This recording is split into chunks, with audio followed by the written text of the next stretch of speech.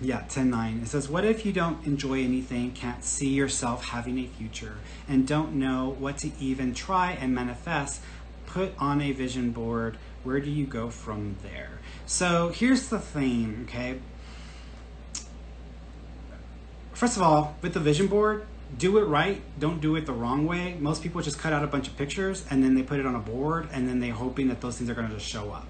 If I see those things, if I imagine those things, they'll show up. No, that's not the proper way to do a vision board. The proper way to do a vision board is to make it as simple as possible. So if I want to experience living in a place like this, which I had this on my vision board before I moved here, I took representations of what it would feel like to live this experience. So don't focus on what you can visualize. Don't focus on what you choose. Don't focus on what you wish for. Focus on the experience and what that would feel like and be like for you.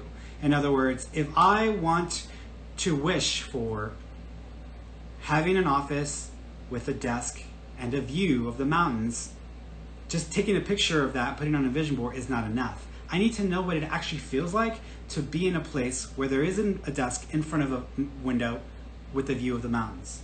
So what I would do is come to Santa Fe, and on my vacations, I would work. I would intentionally work because I wanted to feel what it was like to have an office in Santa Fe. So the first house we stayed at, I rearranged the furniture, moved the desk next to the window, worked all week having that experience. So when I went back to Houston, on my vision board, I didn't see a picture of some random thing. I saw my memory. And when I saw my memory, it was real for me. It was something tangible. It was something I could relate to. Because I could relate to it, it was attainable. And so that's what charges the desire. That is what charges the manifestation. Not just a random picture put on a board. That doesn't work.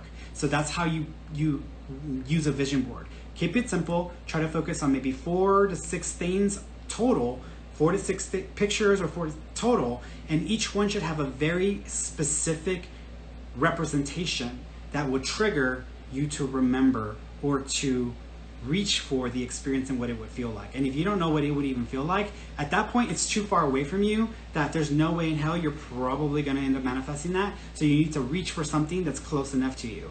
If you can't think of driving an Aston Martin and you are not able to get an appointment at the dealership, don't put an Aston Martin, which is a car, a special fancy car, don't put it on the damn vision board. Instead, just level up on what you have. If you've got a Honda, then put a Mercedes on there and then go and ride a Mercedes and test drive it so you know what it feels like, and then level up and then level up, because you're giving yourself experiences that are helping you to identify and helping you to associate and helping you to feel connection to that, okay? And with that being said, I know you're like, what if I don't enjoy anything? You obviously have desires because you have a vision board. So there are things that you enjoy. The idea of certain things seem like they're enjoyable to you. So instead of focusing on the idea and only having an idea of it, give yourself many experiences, many versions of that reality so you can start to get closer to it and experience, and it becomes something real in your reality, not just an idea or a thought in your head.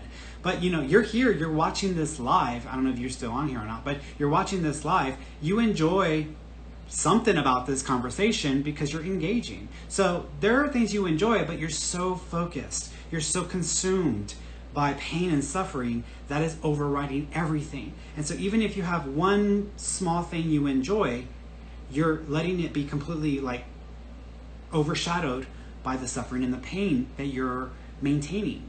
Whether you maintain it by choice or by force or by it's all you know, but you're maintaining that. And so because you're not allowing yourself more of these smaller moments of joy. I love tea. I enjoy a cup of tea with a little bit of milk in there. See? It's so good. I enjoy it. A little thing. But if I have 100 little things in a day that I enjoy, that I can fill my day up with, my day is mostly going to be a day where I experience more joy than sorrow or pain. And so I start to shift the balance and the balance and the perspective.